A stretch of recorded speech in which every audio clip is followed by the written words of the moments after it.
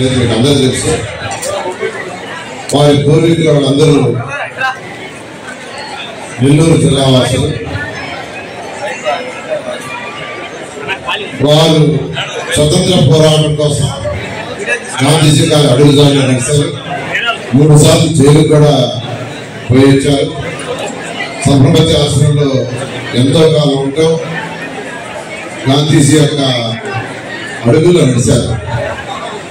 అంతేకాకుండా దేవాలయాల్లో హరిజనులకు ప్రవేశం కావాలనే దాంట్లో ఆయన చాలా చాలా చాలా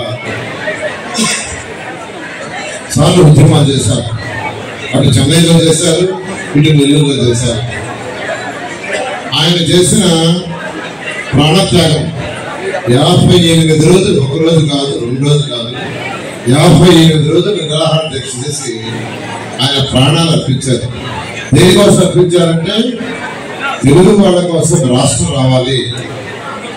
ఒకప్పుడు ఈరోజు ఏదైతే తమిళనాడు అక్కడ నుంచి విజయనగరం దాకా తమిళులు అనేవాడు, అలా కాదు, తెలుగు భాష మాట్లాడేవాళ్ళకి ప్రత్యేక రాష్ట్రం కావాలని ఆయన ప్రాణత్యాగం చేశారు.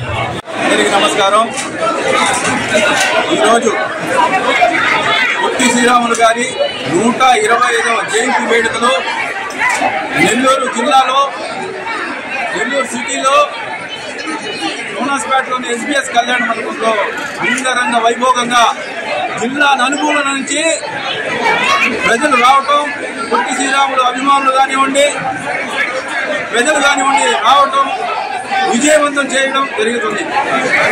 ఈ కార్యక్రమం నారా చంద్రబాబు నాయుడు గారు ఏదైతే 124వ జయంతి రోజున ఈ రాష్ట్ర ప్రజలకు పొట్టి శ్రీరాములకి ఘన నివాళులు ఇవ్వాలి, పొట్టి శ్రీరాములు గారికి సంవత్సరం పొడవునా ప్రతి నెల ఒక్కొక్క జిల్లాలో ఈ కార్యక్రమాన్ని చేయాలి అని చెప్పి చెప్పడం, పొట్టి శ్రీరాములు గారికి 58 అడుగుల విగ్రహం, ఆయన 58 రోజుల నిరాహార దీక్షకి చిహ్నంగా 58 అడుగుల విగ్రహాన్ని ఏర్పాటు చేస్తామని చెప్పడం, ఆయన పుట్టిన గడ్డని డెవలప్ చేస్తూ అక్కడ మౌలిక వసతులను కల్పిస్తామని చెప్పడం, ఒక స్మృతివనాన్ని కల్పిస్తామని చెప్పడం, ఇది అంతా ఒక తెలుగుదేశం పార్టీకి, నారా చంద్రబాబు నాయుడికి, ప్రభుత్వానికి సాధ్యమని చెప్పి సందర్భంగా చెబుతున్నాను.